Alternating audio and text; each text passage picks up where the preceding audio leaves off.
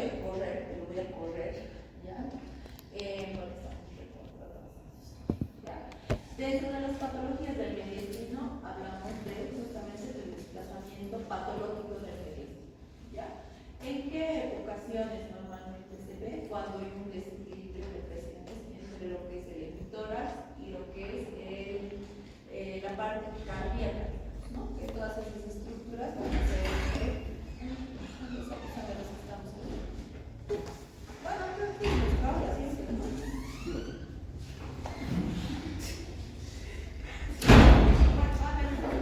como les decía, de algunas estructuras como el corazón, la tráquea, la aorta y sobre todo lo que son los vasos biliares.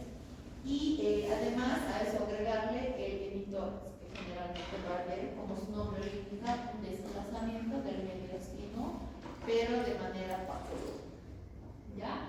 Ahora, ¿qué va a hacer también que se desplacen esas estructuras, patologías o lesiones netamente de tipo pulmonar? ¿Ya? Va a ser, como su nombre, o como les decía, va a haber un desplazamiento del mediastino que va a hacer que haya también un aumento del volumen de la parte pulmonar. Todo eso va a hacer que estas estructuras se vayan al lado conservador. Ahora, normalmente, ¿qué tipo de patologías son las causantes de este desplazamiento? Son patologías netamente como, por ejemplo, el enfisema lobar congénito, patologías como malformaciones de tipo adenomatosa autística, después cuerpos extraños también que pueden hacer que se vea un desplazamiento del mediastino, ¿ya? Y otra patología igual que podemos ver es pacientes con arteritis. Ahora, entonces hemos visto, no sé si todos los ya hemos visto, parece que algunos ni hemos pasado, ¿no? En algunos grupos que siempre nos toca alguna suspensión o algo en las prácticas. Ustedes ya ¿quién puede visto? ¿En qué grupo estás? De jueves. Justo jueves, ayer, ¿no ves? Justo hay un grupo con los que no. Ayer había una igual, ¿ves? Entonces siempre pasa algo. Ahora fíjense lo que decimos, ¿no? Hay una desviación de las estructuras, sí es bastante evidente, fíjense, ¿no? Secundario, pero a las patologías que les he mencionado, pueden ser cardíacas, pueden ser congénitas, por ejemplo, o como la telestasia, que también hace que haya algunas estructuras que se deslicen al lado o otro lado. ¿Ya? Ahora, dentro de las patologías igual vamos a ver presencia de gas a nivel del mediastino. Normalmente esta patología es muy poco común, la verdad, en todos los años que yo he trabajado, creo que 2 o 3 veces más o menos. Pero sí es importante mencionar algunas cositas para que puedan ustedes también tener conocimiento. Si bien no es una patología tan común como les digo, pero sí es importante que por lo menos nos tomemos la molestia de estar revisando la placa y ver algunas estructuras que les llamen la atención. Sobre todo esta es una patología que la tienen que ver muy detenidamente y se van a dar cuenta por qué les digo. En este caso hay una aparición de gas a nivel de lo que es el mediastino, pero muchas veces esta aparición de gas o de aire, si quieren mencionar, se debe a anomalías netamente de la parte encefálica, como por ejemplo los divertículos de Sanger, que hacen, ¿no?, más probable que el pacientito presente presencia de gas a nivel de lo que es el mediastino. ¿Ya? Esto generalmente a nivel más subcutáneo que interior en algunos casos. O si es dentro, es una pequeña línea que se observa dentro de lo que es la parte cardíaca sobre todo. ¿Ya? Fíjense. A simple vista no parece haber nada, ¿no? No sé si me puede pasar a la luz.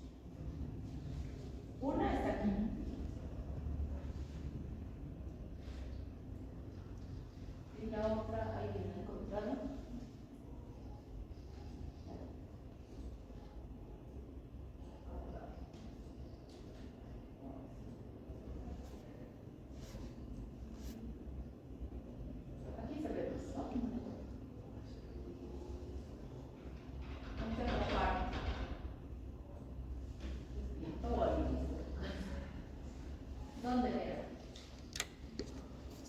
Pues igual, ¿no? Y otra. Ahora, como les digo, no es una patología que la veamos como las neumonías, por ejemplo, todo el tiempo. Esta es realmente, y les digo que prácticamente en todo este tiempo que yo tengo que haber salido 2 veces a revista, pero así con chuis, como se dice, porque no es una patología tampoco. Entonces, normalmente, por ejemplo, en este caso, es debido a la parte, más que todo, del mediastino, ¿no? Una alteración. Ahora, para hablar de otra patología, la satelitaria. Que esto igual lo vamos a ver mucho más a profundidad y hemos dicho en práctica, ¿no es cierto? Sobre todo, hacer la diferencia entre lo que es netamente atelectasias con las neumonías. Porque aquí hay compañeros que ya han insertado neumonías y ahorita vamos a ver que hay patologías que se parecen, ¿no? En cuanto a las atelectasias. Ustedes han insertado, ¿no es cierto? Neumonías. Neumonías, pero hicieron un cuadrito, ¿no? De atelectasias, pero o como... No sé, no mencionábamos, porque no tanto. No me acuerdo que... creo que han hecho algunos parámetros que se toman en cuenta, no me acuerdo si era tu grupo o alguien más. Pero uno de los grupos, por ejemplo, puesto las neumonías, ¿cómo lo reconocen? Y en el otro lado, creo que no era tu grupo, en el otro lado, atelectasias. Entonces, eso también les ha ayudado bastante porque al momento de ver, por ejemplo, ahorita les voy a mostrar algunas pláticas, se parecen mucho a las neumonías que ya han mencionado ustedes, por ejemplo, algunos grupos de práctica. Entonces ahí está un poquito la confusión al momento de ver que se parecen mucho. Entonces lo que quiero que ustedes hagan para todos en general, los que no han disertado todavía, bueno, ustedes también, ¿no eran ustedes que han hecho un cuadrito? No me acuerdo qué grupo era. Entonces está bien bonito es como un cuadro resumido donde están las atelectasias en todas sus clasificaciones y están cómo, digamos, las reconozco o cómo las descarto, digamos, ¿no? Que sea neumonía ni no atelectasia. Que es en realidad es el punto para que ustedes puedan ponerse como que más en el diagnóstico y no perderse con otra cosa. ¿Ustedes qué con ellos estaban? No. Ustedes han hecho neumonías también, Sí. ¿no? ¿No eran ustedes que han hecho No, cuadritos? sí. Sí, creo que es de ellos. Estaba bien bonito. Sería bueno que lo compartamos con todos en general en el curso, porque estaba bien. De ustedes igual está bonito. De ellos también me gustó. Está bien completo en realidad. Y lo han hecho bien dinámico, además. Y esa es la idea. Que, por ejemplo, en lo que es diagnóstico por imágenes, tiene que ser lo más agradable posible, porque no es tan bonito, ¿has visto?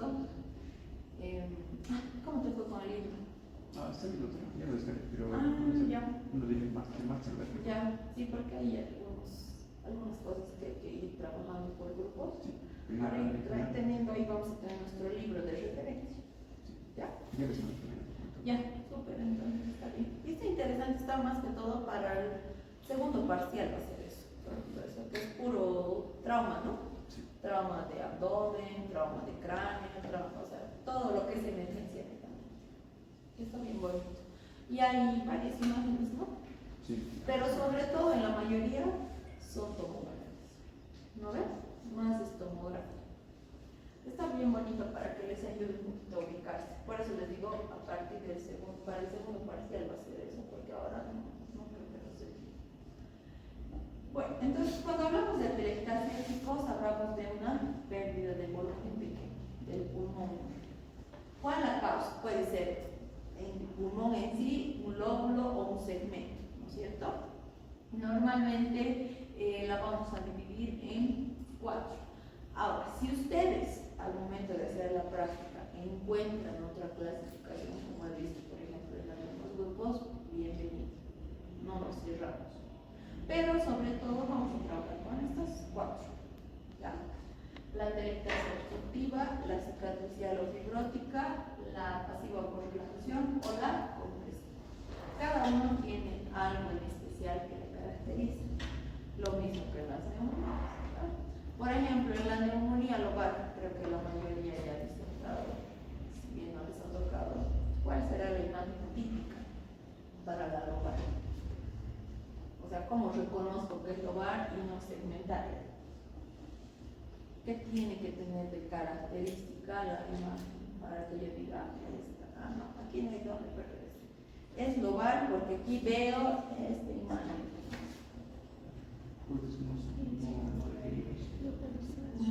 Una opacidad homogénea puede ser, mal definida, o cuál. Puede ser parcial esta vez, puede estar bien definida. Más. ¿Ustedes chicas? Lo de las siluetas. El signo de la silueta positivo, digamos, ¿no? Cuando las estructuras que normalmente tienen que verse se obstruyen, digamos, ¿no? Por la congestión del pulmón. Puede ser otra cosa. Ya, puede ser. Pero así típica que digan, por ejemplo, en parches, digamos, de cuál neumonía es. Y eso que casi todos creo que ya han disertado, ¿no? Si bien no les ha tocado en sí, digamos, como ustedes que les reconozco, por lo menos han estado la gran mayoría en las disertaciones. De la segmentaria, ¿se acuerdan? ¿Por qué? Neumonía lobar, segmentaria, intersticial, cavitada, no sé si han hecho todos, y la redonda. La redonda no hay donde perderse. Es una imagen así redondeada, pero típica en que, por ejemplo, ahí ustedes ya van a decir, es un niño, generalmente la neumonía redonda es típica en los pacientes menores de edad.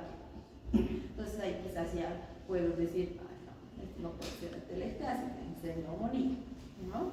La cavitada, como su nombre lo indica, hay cavitaciones, ¿no? Una imagen negra prácticamente, como una cueva. Después la intersticial, en parches, ¿no? O en qué, o vidrio esmerilado también, si quieren. Después nos faltaría la lobar, que casi siempre empieza como una opacidad homogénea. En algunos grupos, por ejemplo, han descrito otras cosas más, que está bien, ¿no? Pero para que se den cuenta, digamos, y sea más fácil, es eso. ¿Bien? Es como que más claro, directo al grano, para no estar buscando, ¿no? Muchas cosas que a veces tal vez no va a ser fácil en todos los pacientes. ¿Ya? Lo mismo vamos a hacer con las atelectasias cuando les toque. ¿Ver? ¿Cuántos tipos de atelectasia? ¿Cómo reconozco, digamos, la atelectasia obstructiva, cicatricial, la fibrótica, no sé, las que vayan a encontrar? ¿Ya? Entonces, lo que quiero con esto es que vayamos acostumbrando, digamos, a su ojo a diferenciar algunas cosas con tan solo ver la imagen, sin la clínica. Obviamente con la clínica ya se nos facilita mucho, pero en algunos casos les va a pasar que no van a tener mucho que preguntar al paciente, solamente van a tener la placa. ¿No es cierto? Se puede hacer un diagnóstico. Obviamente no es tan sencillo, pero se puede, con tan solo ver la imagen. ¿Ya? Ahora, dentro de las 4 empezamos con la obstructiva, ¿ya? Que normalmente es de tipo de atelectasia, es la más frecuente, ¿ya? Normalmente esta afecta a los bronquios centrales o a las pequeñas vías aéreas. Entonces, ¿qué pasa? Si se obstruyen las vías aéreas, automáticamente puede el pulmón más fácilmente estar atelectasia. Normalmente, ¿cuál va a ser la causa? ¿Qué causas podríamos mencionar aparentemente para que un paciente haga más fácil una atelectasia? Normalmente hablamos de que la causa más frecuente son las obstrucciones de los bronquios centrales.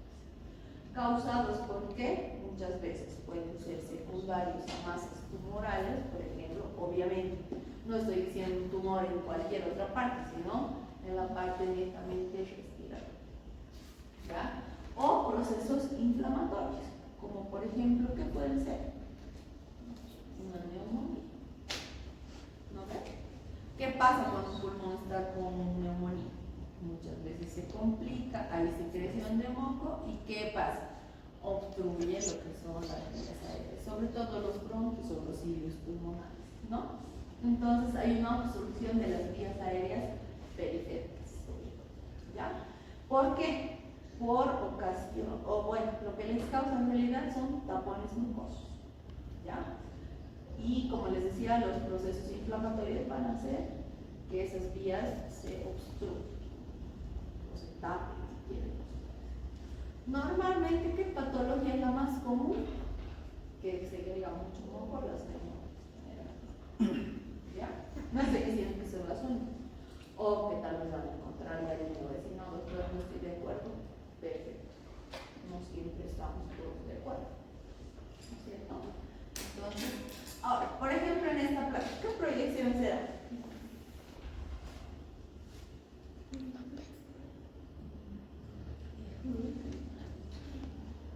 Ojo que hay que tomar en cuenta muchos aspectos en este paciente.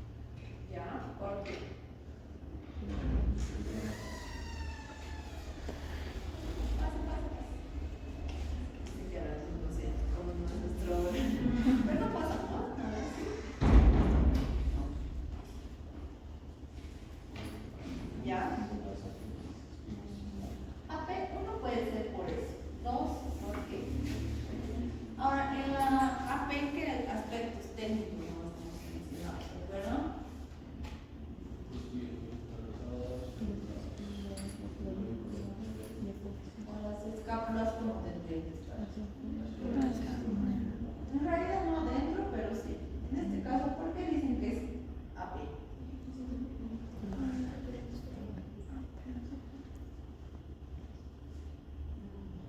Dólares, ¿no?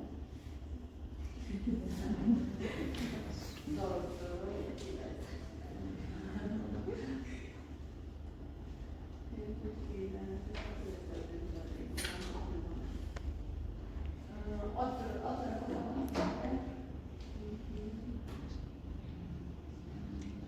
No les llama la atención nada más. La posición, ¿no es cierto? Normalmente un paciente que está en decúbito, ¿cómo se va a ver? No lo voy a poder acomodar. Y este en especial porque es un paciente que está en su lado. ¿Ya? Y uno de los aspectos, muy aparte de lo que habíamos mencionado, era que en las atelectasias normalmente los tapones mucosos eran una causa también de ese pulmón, etcétera, casi más fácil. Ahora dirán que tiene que ver una cosa con la otra. El tapón mucoso se puede generar en un tubo, porque son pacientes que no colaboran, están inducidos al pulmón prácticamente. Y normalmente la mayoría de los pacientes que están en terapia se sobreinfectan siempre con las patologías virales, sobre todo las neumonías. ¿No? Y es bien complicado porque son pacientes que no colaboran, te van a decir, mire, tengo secreción, vamos a tener, ¿no? Porque realmente es como inducido. En el caso de la pleuretasa obstructiva, normalmente los pacientes que están en terapia UTI son los primeros candidatos en hacer más fácilmente, no estoy diciendo que todos los que entren, la doctora nos ha dicho, todos los que entren a terapia van a tener apellidos.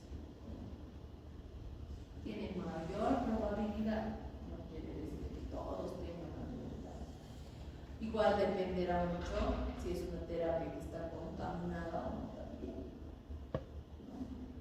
Entonces hay aspectos que hay que tomar en cuenta igual dependiendo también los días de internación del paciente, con qué patología ha entrado, qué pacientes igual hay, también para poder evaluar eso. Ahora, la mayoría de las veces en los pacientes que están inducidos a algo como estos, sí o sí tenemos que hacer un proyecto, sí o sí. No lo vas a poder hacer parar, ¿no es cierto?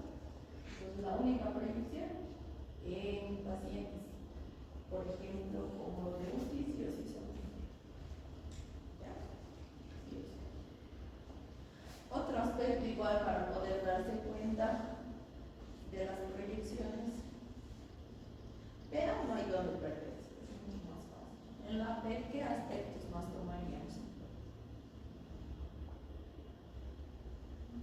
Las clavículas también, ¿no? ¿Cómo se veían? En la PA estaban más, ¿no? Y aquí. Bueno, aquí parecería una PA igual, ¿no? Por eso les digo 3 cosas o 4, inclusive tienen que ver para se acerca a la revisión. Pueden ser los espacios intercostales también, las escápulas. ¿Qué otro aspecto más podríamos tomar en cuenta?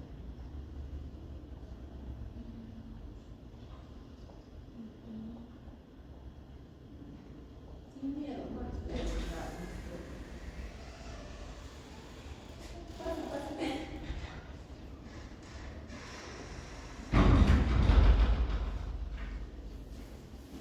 Ahora que están varios, gracias por su tiempo, chicos. La verdad es que yo a las 4 era imposible otra vez venir. Entonces, sé que algunos tienen prácticas y demás, entonces no hay problema. Y otros tal vez me han venido supuestamente son en práctica. ¿Sí? A ver, entonces, pero a los que están aquí, bueno, agradecerles por su tiempo, quizás tenía que hacer otra cosa. Ya en una otra ocasión les voy a compensar, ahora no puedo, porque sería injusto, digamos, ¿no? Ha sido una hora en la que no hemos coordinado, pero de todas maneras, como les digo, me acuerdo muy bien de esas caras, o sea, no se preocupen, el día del examen yo uno por uno voy pasando por los pacientes mientras dan examen. No se sorprendan que a fin de año siempre hago, desde el año pasado en realidad, voy notando quienes vienen a clases, igual voy viendo quienes participan y les voy encontrando en sus mismos exámenes, porque a mí me facilita, digamos, el momento de revisación. ¿Ya? Entonces, les invito a notarles las clases. Como saben, no es obligatorio, pero bueno, los que vienen no es gratis, entonces. A ver, ¿qué aspectos más podríamos mencionar? Para darse cuenta que es apto. 2 hitos más.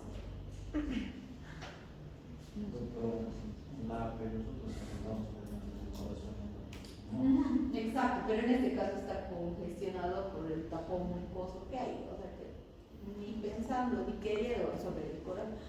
Otro aspecto, el corazón se magnifica, digamos, eso puede ser un aspecto, pero en este caso no te ayuda.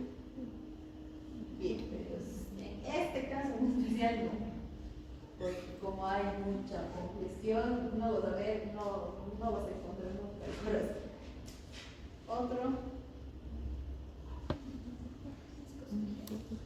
Las costillas puede ser, pero en este caso también, como el paciente está inconsciente, quizás mucho no nos ayude. Uno podría ser las escápulas por la posición que va a tener el paciente, pues sería lo más fácil que para usted. Ahora las costillas igual se van a ver un poquito menos anchas que en una postura anterior por la misma posición que tiene el paciente al hacer esto en la PA, y en la AP prácticamente está echado. Entonces puede ser un aspecto que les ayude un poquito a facilitar. De todas maneras, igual vamos a dividir. ¿Ya? La PA latea es más fácil de reconocer. La anteroposterior no es tan sencillo. En este caso sí, porque se ve, pero en otros casos es un poquito más complicado. Sobre todo si el paciente está inconsciente. ¿Ya? En este caso. Ahora, la cicatricial o fibrótica, como su nombre lo indica, también nos habla de una pérdida de volumen, pero esta vez secundaria a algún tejido o formación del tejido cicatricial. ¿Ya? Cuando generalmente usted se hace una herida, en algunos casos queda una cicatriz, ¿cierto? Lo mismo pasa en el pulmón cuando hay un paciente que tenga antecedentes de haber sufrido o cursado una patología, tal vez en la cual haya dejado una secuela. ¿Ya? En nuestro caso, o en nuestro medio, por ejemplo, el más común son los procesos inflamatorios de tipo crónico, como en nuestro país, por ejemplo, la tuberculosis, ¿no? Que es una patología en la cual, en la mayoría de los pacientes, deja una secuela, ¿no es cierto? Uno, las cavidades, ¿no es cierto? En pacientes igual, tuberculosis. Y en el caso de los pacientes post-tuberculosos puede haber que el pulmón se quede atelectásico. Sobre todo una atelectasia cicatricial o fibrótica secundaria a la patología de base, que en este caso tendría que haber sido la tuberculosis. ¿Ya? Ahora, ¿qué criterios diferenciales vamos a manejar en esta? La ausencia de obstrucción endobronquial, por ejemplo, va a haber una mayor pérdida de volumen. Ya sabemos que un pulmón que haya padecido, digamos, de tuberculosis no va a quedar al 100%. Siempre hay uno o ambos pulmones que se afectan. Y sobre todo, en el caso de la tuberculosis, sí queda la mayoría, no estoy diciendo que todos, pulmón afectado, ¿no? Con una atelectasia, sobre todo cicatricial o fibrótica. Igual vamos a ver que hay cavernas también, en su gran mayoría vemos a los pacientes. ¿Ya? Y patologías pulmonares acompañantes, por ejemplo, como las bronquiectasis pulmonares. ¿Ya? Y muchas veces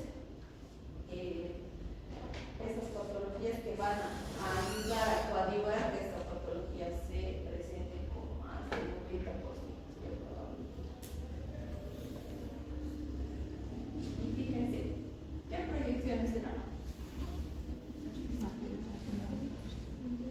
Una lateral, y la otra.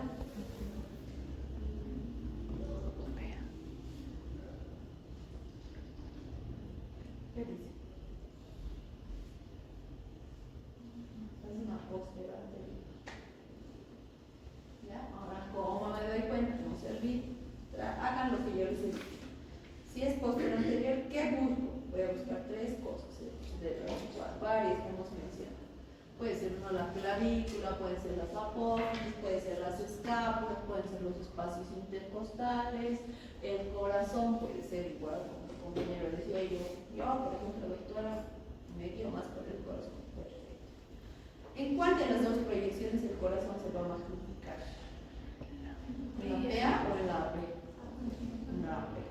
¿Por qué? Porque va a estar más cerca a la radiación, digamos, ¿no? Al tubo de radiación.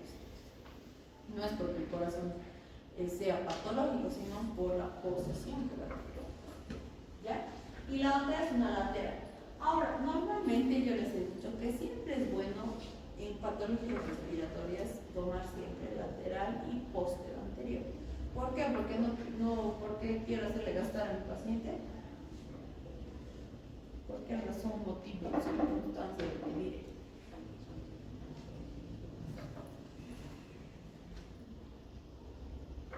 Porque les había dicho que muchas veces en la posterior anterior se ven las imágenes patológicas y en la lateral no. O pasa al contrario, como en este caso.